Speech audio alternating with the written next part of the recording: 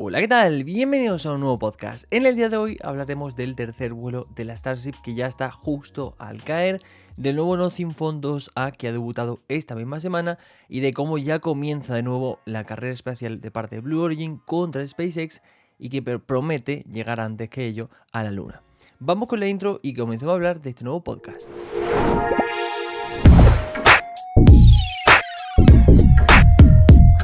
Bien, así arrancamos esta semana llena de noticias. Entre ellas nos encontramos la primera y es que oficialmente, después de mucha espera, más de la que se pensaba, SpaceX ha prometido y ha anunciado de que el 14 de marzo, es decir, esta semana que viene, el jueves si no me equivoco, a las 12:30 hora española, tendremos el tercer vuelo de lanzamiento de la Starship. Por fin, un tercer vuelo que ya anunciamos hace unos cuantos podcasts que sería algo diferente, es decir, no solo sería como el primero y el segundo, sino que primero, para la parte más importante, se cree que tendrá más éxito, entre comillas, es decir, que no explotará o que puede que llegue a más pasos de los que se tienen previstos. Y segundo, si tienen muchas más cosas previstas dentro de este lanzamiento. Bien, en este caso se va a lanzar en la Starship tanto el Booster 10 como cohete, como la Starship 28, que recordamos que tienen una etapa de separación. Etapa de separación que, si recordamos, en el segundo vuelo explotó. Tanto el cohete, nada más separarse, voló por los aires por un problema interno, y la Starship S28, que más adelante también, un poquito más arriba, terminó explotando cuando no debía ser así. Es decir, tanto el cohete debía aterrizar, como lo hacen siempre los cohetes de SpaceX, como que la Starship S28 diese una vuelta casi entera a la Tierra y acabase aterrizando en la costa de Hawái, ¿no? Bien, lo importante es que para que la FAA, en este caso, que es la administración de vuelo, le diese la licencia a Starship, tuvo que mejorar, si no me equivoco, 17 cosas. Bien, entre esas 17 cosas se encontraban varias, como digo, en el cohete y varias en lo que son el Starship. Bien, si nos vamos al cohete, en este caso el Booster 10 trae unas pequeñas mejoras. Primero, mejora en filtro y también en paneles para reducir el movimiento de líquido durante, como digo, la separación, ¿no? Este fue el principal problema que hizo que muy poco después de separarse, en ese caso el booster de la Starship, explotara. Y era algo que, como digo, no se tenía planeado. Con lo cual, hay primero una mejora en el booster 10. Como digo, se han implementado esos paneles y esos filtros para evitar el movimiento de líquido durante la separación y que se supone así no explote. Y por otro lado también tenemos mejora en la Starship.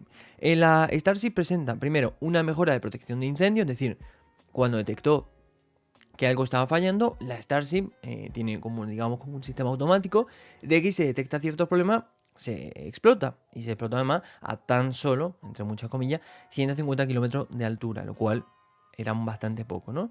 Con lo cual se ha mejorado primero como digo, el sistema de protección de incendios. También hay una reducción de fuga de propelente, que es bastante importante, porque de hecho esta misma semana tanto el Booster 10 como la Starship S28 han pasado la prueba de propelente, con lo cual guay.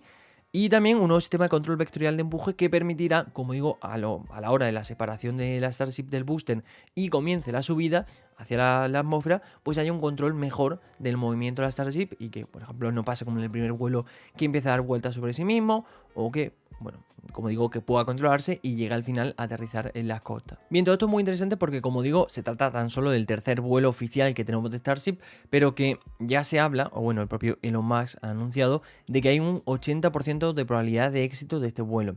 80% es una probabilidad muy alta, más teniendo en cuenta que solo hemos tenido dos pruebas anteriores y las dos han acabado como han acabado. La primera explotó mucho más fácilmente y la segunda llegó a algo más alto, pero también terminó explotando, ¿no? Con lo cual, claro, teniendo en cuenta que de la primera a la segunda hubo un gran avance, se cree que evidentemente en esta tercera puede haber un avance mucho más significativo. Empezando primero de todo porque veamos un aterrizaje completo del cohete, es decir, de la parte del booster, que se pueda llegar a reutilizar en la misión, o sea, en la prueba 4 o 5, etc. Y por otro lado, que cuando se separen no haya ninguna explosión en ninguna de las ambas partes. Y por otro lado, la Starship 28 en este caso llegue a la altura necesaria, recorra 2/3 de la Tierra y luego acabe llegando a las costas de forma sana y salva. De hecho, ahí está digamos, el handicap de toda esta misión, y es en la reentrada. Si recordamos la segunda misión, algo que llamó mucho la atención fue que muy poco después del aterrizaje, es decir, de hecho minuto, segundo después del aterrizaje, se dieron cuenta de que el casco de la Starship había perdido muchas losetas térmicas. Estas losetas térmicas lo que hacen es que cuando una nave o en este caso la Starship, reentre en la atmósfera, pues no se queme, es decir, no se queme ni explote porque paran, entre comillas, toda esa fuerza, ese cambio de temperatura, etcétera, ¿no? Con lo cual detienen un poquito lo que podría ser una explosión de la Starship o que se queme, etcétera, ¿no? Con lo cual el problema fue que nada más el lanzamiento ya se perdió unas cuantas losetas. Y parece una tontería porque tiene muchísimas losetas. Si os fijáis, las losetas son, comparadas con la Starship, relativamente pequeñas, por lo cual hay muchísima alrededor de toda la Starship. Pero el hecho de perder una, dos o tres ya es como poner un punto enorme en el cual pues, puede crear que, como digo, esta Starship acabe en cómo está acabando últimamente, ¿no? En explosión. Con lo cual es muy interesante porque ya no solo es que llegue hasta donde tiene que llegar, sino a la hora de reentrar, que no explote, que no se pierda ninguna loseta o al menos se intente, y con ello demostrar muchísimo. Todo esto es muy interesante, que luego lo vamos a hablar cuando hablemos de Blue Origin, pero porque según los planes de cómo tiene la misión Artemis de la NASA tratada, entre comillas, con esta Starship, en 2025 va a tener que demostrar un vuelo totalmente no tripulado antes de que en 2026 sea la primera misión con la Starship, con lo cual para 2025, es decir, el año que viene, tienen que ser una misión no tripulada completa. Ahora bien, estamos en 2024 ya en marzo. Eso significa que, claro, uno de los principales problemas que SpaceX y Elon Musk se quejaba, y bueno, la comunidad espacial en general, era de que la FAA, la Administración de Vuelo de allí de Estados Unidos, tardaba mucho en dar nuevas licencias. Es decir, no tarda mucho en hacer un informe. Por ejemplo, cuando terminó el segundo vuelo de la Starship, hicieron un informe con los fallos o las mejoras que tenían que hacer, ¿no? Y de hecho, lo que tiene que hacer SpaceX es hacer esas mejoras, entregar un informe y que la FAA te dé un informe de, vale, ha cumplido estos, en este caso, 17 problemas que vimos, con lo cual, pum, puede volar. Pero es que no es así, vale, has cumplido esto, ahora bien, de aquí a una semana o meses te daremos una licencia de vuelo. Es decir, es mucho más espaciado del tiempo del que se esperaría. Evidentemente, pues Elon Musk, por ejemplo, a noviembre o diciembre de 2023 decía que para mitad de enero, principio de febrero íbamos a tener el tercer vuelo y lo vamos a tener a mitad de marzo, mitad final casi, ¿no? Con lo cual es interesante ver cómo el problema principal que sufre todas estas misiones, sobre todo principalmente la que más vemos es SpaceX, es el tan espaciado, entre comillas, tiempo que se tardará entre dar la licencia y poder volar de nuevo, ¿no? Con lo cual un problema que ya comentábamos anteriormente y que sigue ocurriendo y que eso le va a permitir pues ciertos atrasos a SpaceX que esperemos que no ocurran y que pueda llegar todo bien de forma, pues como digo, a las misiones, en este caso la Artemis, que tiene que demostrar muchísimas cosas en muy poco tiempo. Bien, esta misma semana, el 5 de marzo, conocimos el Nothing Phone 2A. Terminal muy interesante por muchísimas cosas. Primero porque, si recordamos, Nothing es una marca relativamente nueva que comenzó su primer lanzamiento, si no me equivoco, en 2021 con los Nothing Ear 1, luego Nothing Ear 2, bueno, luego fue el Nothing Phone 1, Nothing Ear 2, Nothing Phone 2 y ahora, de cara a este nuevo 2024, conocemos el Nothing Phone 2A. 2A ya nos indica de que estamos ante una versión, como podríamos decir, light, una versión no tan pro como el Nothing Phone 2. De hecho, desde el Nothing Phone 1 hasta el Nothing Phone 2 vimos una evolución bastante grande. Pasamos de un gama media alta a directamente un gama alta, en procesador, en cámara y sobre todo en precio. Pues bien, digamos que ha habido esa subida, el Nothing Phone 1 al Nothing Phone 2, pero Nothing ha dicho, bueno, el mercado de la gama alta es muy bueno. Al final podemos poner un precio alto, podemos recibir bastante beneficio de ese terminal, pero el mercado más grande no está en la gama alta, el mercado más grande está en la gama media.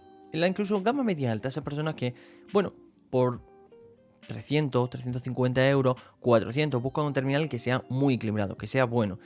No a lo mejor los mejores materiales de construcción, no las mejores cámaras, ni tampoco evidentemente los mejores procesadores, pero sí que dentro de su gama sea de lo mejor. Es decir, busca un gama media, en este caso, gama media alta, pero que tenga dentro de toda esta gama el mejor procesador o uno de los mejores procesadores, una de las mejores cámaras, una buena batería, una buena carga rápida, etc. Pues bien, este Nothing Phone 2A es el hijo pequeño del Nothing Phone 2 y es un terminal muy bueno, muy interesante porque se sitúa en eso, un gama media alta de hecho, porque tiene un procesador interesante, tiene o mantiene una doble configuración al igual que el Nothing Phone 1 y el 2, una batería muy buena, una carga rápida aceptable, pero lo más interesante es un precio abrumador. Os lo digo para haberse presentado globalmente, que no es lo típico que, bueno, se presenta en China, tiene un precio muy bueno y luego va a llegar mucho más caro. No, es que de forma global se ha presentado con un precio abrumador. Pues bien, en este caso hablamos, como digo, del Nothing Phone 2A, que se presentó el 5 de marzo, ya está a la venta. Y lo interesante de este terminal es que, primero, de diseño es algo diferente.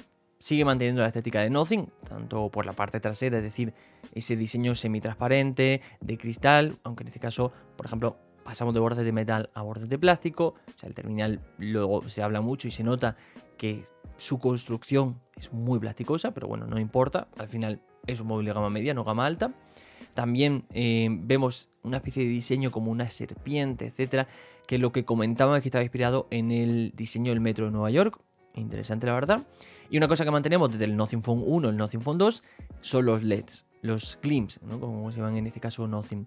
No son los mismos glimps que vemos en el 1 y el 2, que son mucho más grandes, sino que en el 2A son mucho más reducidos. Solo tienen 3 pequeños alrededor de la cámara y que, bueno, nos permiten, pues, la misma función que tienen los glimps. Lo que pasa es que no podemos configurarlo en este caso, ¿no? Es decir, se pueda poner con la música, cuando hagamos fotos, cuando recibamos un mensaje, todo ese tipo de cosas, ¿no? Pero, por ejemplo, la parte de abajo que solíamos tener en el Nothing Phone 1 y 2, que es una barrita vertical que nos sirve para ver la carga de la batería, era muy interesante, la verdad. Yo tengo por aquí el Nothing Phone 1.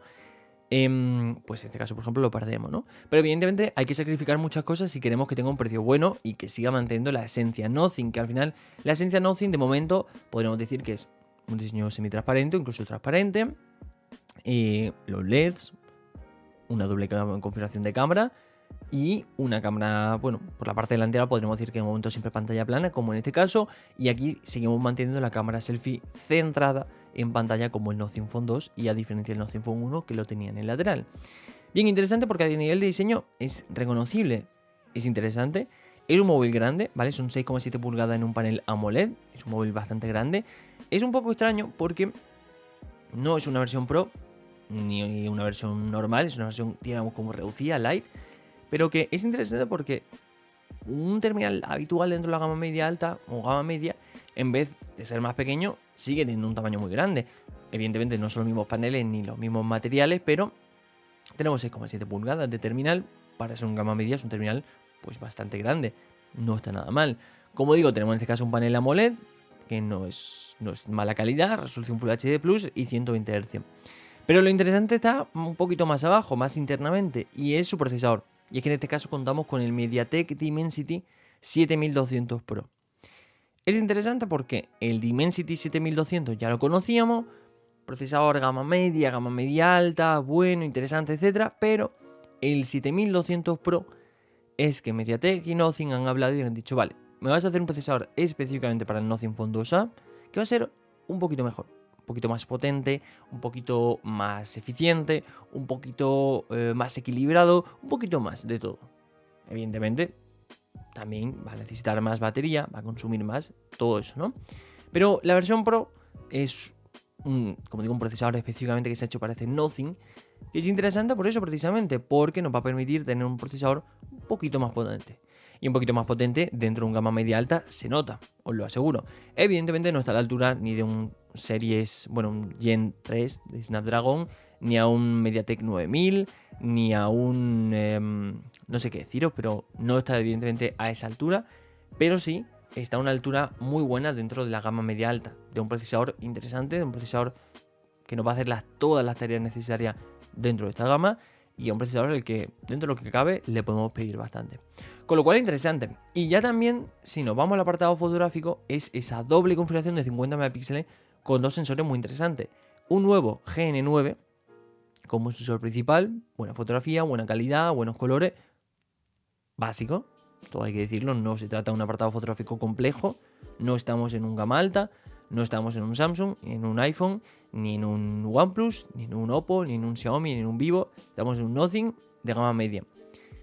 Tiene un sensor principal que salva la fotografía en general, guay, y tenemos un sensor secundario gran angular, bueno, en este caso ultra gran angular, que es el JN1, el mismo que veíamos en el Nothing Phone 1, y que nos salva, ya está. De hecho, curioso, lo comentaba en el vídeo, y es que la gente no se acuerda ya, o parece que no se acuerda, pero mucho antes de poner sensores macro, sensores tele, 4, 5, 6 cámaras en la parte trasera, antes se ponía primero se llegó con un único sensor de toda la vida de Dios, ¿no? Pero cuando se avanzó a una doble configuración, que yo recuerdo el Xiaomi A2, El Xiaomi A3 ya tenía 3 sensores. Estoy recordando terminales así que de pronto tuvieran 2 sensores. Bueno, fue un salto grande. De hecho, se ponían en vertical, era curioso. Y teníamos de pronto, se empezó a poner un gran angular. Bueno, antes de los grandes angulares se empezaban a poner los macros y los sensores de profundidad y todas estas cosas, que eran de 2 megapíxeles, en sensores que malísimos, tal, etcétera. Pero bueno, era curioso porque decía, bueno, tengo 2 cámaras, entre comillas, ¿no? No se sabía muy bien cómo entonces funcionaba todo. Pero luego se empezaron a poner, en vez de todo eso, más gama media alta, incluso gama alta, un sensor secundario que era un gran angular. Y ya está, y era más que suficiente. El sensor principal para el 95-99% de la foto y un paisaje muy grande, un grupo de amigos muy grande, una habitación muy pequeña en la que necesitas sacar una foto muy grande, pues utilizaba el gran angular y ya está. Y es lo más normal del mundo, es decir, era entonces, claro, antes de todo el avance que había ahora en fotografía móvil, era lo habitual y lo normal. Pero ahora, claro, nos hemos acostumbrado a tener 3, 4 sensores, tanto en gama alta, en gama media y de hecho algún que otro gama baja lo hemos llegado a ver con 3 sensores, cuando son un sensor principal que tira medio que y el resto de sensores están pues sonriendo, más que nada, ¿no? Pero bueno, el caso es que bueno, una doble configuración interesante porque es eso, sensor principal gran angular, no sacrifican nada más simplecita, evidentemente estamos hablando de un gama media alta. No podemos pedir un teleobjetivo, no podemos pedir un sensor IMX900, no podemos pedir un sensor Omnivision o V64B como teleobjetivo, etcétera. No podemos pedir nada de eso. Porque bueno, podríamos pedirlo, pero para eso está la gama alta y para eso están las gamas altas que valen 600, 700, 1000 o hasta 1400 o hasta 1800 euros, depende de la memoria RAM, ¿no? Con lo cual, bueno, no está nada mal porque es una cámara interesante, es una cámara que vale la pena. Básica, pero que vale la pena. También pues la parte delantera, una cámara selfie en este caso de Sony, la IMX615. Pero lo que nos interesa es batería y carga rápida también en un gama media alta. Aunque tengamos un procesador que va a consumir un poquito más, siempre son terminales muy eficientes. Porque no tienen un procesador que consuma demasiado, porque duran. O sea, son terminales muy eficientes. Los gama media alta, internamente no tienen cosas que consuman demasiada batería. No tienen tanta potencia para consumir tanta batería. Con lo cual, dentro del cabe, son eficientes. Pero aquí tenemos 5000 mAh de batería, que está súper bien. Son una autonomía pues, de un día completo, seguramente. Y depende del uso que le demos, incluso lo podemos alargar, según Nothing, hasta 2 días. Digo según Nothing porque luego sus pruebas no sabemos cómo son, cada usuario es muy diferente, etc. Pero bueno, no está nada mal. Y luego, por otro lado, 45 vatios de carga rápida. Se ve que el bajar la carga rápida de los 90 a 100 vatios que estábamos subiendo, pues es una tendencia. También interesante, tenemos el certificado IP54, perdón. Es poco, es contra el polvo algo y contra una salpicadura muy ligera de agua, pero no está mal. Tenemos ese certificado que ya algo nos dice. Y todo ello por un precio de 329 euros, que es un precio absolutamente increíble, pero increíble, para un terminal de esta característica, para ser Nothing, que tiene un diseño muy bonito, y para todo esto. Creo que es un terminal dentro de la gama media alta que vale totalmente la pena y que es increíble. Bien, pasamos a la tercera noticia y es interesante porque es Blue Origin. Blue Origin, que hasta unos meses como medio perdida, como que sí, que no, que tal, etcétera. Ahora ha llegado esta semana diciendo que van a adelantar a SpaceX y que va a ser ellos, mucho antes que, o sea, unos meses incluso antes que SpaceX, que van a conseguir aterrizar su cohete en la Luna. Venga, aquí me voy a permitir leer un poco porque no estoy tan familiarizado con los nombres de tanto de la empresa como de los cohetes, etcétera, de Blue Origin, con lo cual hay cosas que voy a tener que leeros porque son un poco extraños, el nombre de los cohetes, nombre de los empresarios, etcétera. Pero es interesante porque parece que Blue Origin ahora mismo vaya a ser la empresa, vamos, que vaya a adelantar SpaceX y se vaya a situar en la Luna en, según ello, el año que viene. Bien, Blue Origin y su nueva meta lunar, ¿vale? Blue Origin ahora mismo está liderado por John Couluris, ¿vale? Blue Origin lo conocemos porque es la empresa, ahora mismo el dueño sería, en este caso, Jeff Bezos, el ex dueño de Amazon, o bueno, propietario de Amazon, lo que sea, pero está liderado, como digo, por John Couluris. Bien, según han hecho una entrevista a un periódico que se llama 60 Minutos, esperan aterrizar su módulo lunar en la Luna entre enero y mayo de 2025, adelantando a SpaceX. Bien, el propio Couluris mencionó que Blue Origin busca, bueno, él ya mencionó que SpaceX ha hecho un cambio en la narrativa de lo que es el viaje espacial, de las empresas privadas espaciales, etc. Pero que no ha hecho suficiente, de que ha hecho un paso grande, pero que no todo el paso que podía darse. Ha dicho que Blue Origin está aquí para dar ese cambio de narrativa que falta, ese cambio, o sea, digamos que si SpaceX quería dar un cambio a todo esto de 180 grados, solo lo ha hecho 90, 60 grados. Blue Origin está para darle todo el cambio que falta hasta llegar a ese cambio de 180 grados. Un cambio total. No, bueno, total, sí. Un cambio casi total, ¿no? Con lo cual, han anunciado, ¿vale? Que, bueno, según SpaceX, se espera que, o sea, según las misiones, como estaban planeadas, las pruebas, etcétera, que lo comentamos en la primera noticia, al principio del episodio, SpaceX espera llegar a la Luna en menos de 5 años, es decir, posiblemente pues en 2029. Eso como forma comercial, ¿vale? Porque como hemos recordado con la misión Artemis, para 2026 tiene que llegar a la Luna. De hecho, le piden que un año antes de la misión Artemis haya un vuelo no tripulado que llegue a la Luna, etcétera. Con lo cual, para 2025. Pero hablando de forma comercial, tienen ya de cara a 2029, ¿no? 2030, 2029, depende un poco de cómo vayan las pruebas, etcétera. Pues bien, esto es interesante porque Blue Origin planea enviar su nave, la Blue Moon Mark 1, más pequeña y de carga, o sea, más pequeña y de menos carga, a la Luna antes que SpaceX. Es decir, quieren llegar a la Luna, como digo, entre enero y mayo de 2025. Como digo, esta misión oficial con la Artemis está prevista o planteada con fecha para septiembre del 2026 con la Starship, ¿vale? Con lo cual, llegar un año antes o un año y medio incluso antes que Starship sería darle pues una patada bastante grande. Bien, hay una complejidad bastante grande con el proyecto de Blue Origin y es que esta, la Blue Moon Mark 1 es más sencilla que la versión tripulada, ¿vale? Pero requiere que haya un lanzamiento del exitoso cohete, bueno, o sea, un lanzamiento exitoso, perdón, del cohete New Glenn, que hasta ahora no ha volado. Es decir, aquí hay una ambición de medida, podríamos decir, ¿no? O sea, es decir, aquí llega Blue Origin y dice, vale, nosotros queremos llegar antes, y no que creamos, sino vamos a llegar antes que SpaceX, de la forma no tripulada, pero vamos a llegar un año incluso antes que SpaceX, aunque SpaceX lleve ya mucho tiempo probando su Starship, da igual. Pero nosotros, para llegar a la Luna, necesitamos un cohete, en este caso el New Glenn, que de momento no ha volado, pero que va a volar y que irá genial y que llegará. Lo pintan de una forma muy sencilla, lo pintan como, bueno, vuelo un par de veces New Glenn, va guay, le pongo ahora la Blue Moon Mark 1 encima y pum, para adelante y nos vamos a la Luna y aterrizamos. Lo ponen así y, al menos según tenemos las pruebas de SpaceX y de otras empresas, no es tan sencillo. Pero bien, ¿cómo va el desarrollo de la New Glenn? Pues bien, Blue Origin ahora mismo se encuentra trabajando en el desarrollo, como digo, del New Glenn, que se espera que debute en este mismo año 2024. Es decir, este año 2024 no tienen más tiempo para hacer todas las pruebas, todos los lanzamientos que puedan y con mucha suerte, muchísima suerte, que todo vaya genial, ¿no? De hecho, este debut del New Glenn en 2024 está respaldado por el éxito del cohete, que ya vimos, el Vulcan Center de la empresa United Launch Alliance, ¿vale? Lo vimos que funciona bastante bien, con lo cual, en un principio, no deberían tener muchos problemas para hacer volar, ya no digo llegar a donde tenga que llegar, pero hacer volar el New Glenn. Bien, como digo, hay un reto muy técnico y temporal, debido a que, claro, el plazo para enviar el Blue Origin a la Luna es muy ambicioso. O sea, es que lo piensas y dices, no hay tiempo.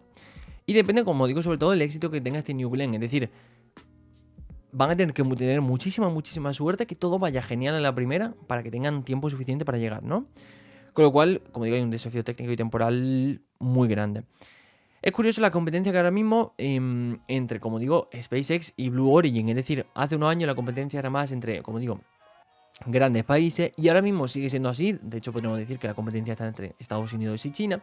Pero más que eso, podríamos decir que la competencia está entre las empresas privadas y el resto del mundo. O sea, las empresas privadas están haciendo un poco con todo lo que es los vuelos privados. Pues, por ejemplo, SpaceX ahora mismo es la que se encarga de llevar cosas o bueno, ya no solo cosas, sino también tripulante a la Estación Espacial Internacional, la ISS. Se encarga también, como digo, pues ahora mismo de poner satélites en órbita, pero también lo hacen muchísimas empresas, lo del tema de los satélites, de llevar cosas, etcétera. O sea, con lo cual las empresas privadas están haciendo con todo ese campo, claro, tienen mucha más financiación y tienen, pues, son más flexibles, por así decirlo, ¿no? Al ser todo más privado, no depende, entre comillas, tanto de todo el tema público. Pero como digo, va a ser muy interesante el ver cómo Blue Origin de pronto va a empezar a supuestamente adelantar a SpaceX y llegar mucho antes que yo a la Luna. Veremos, a ver.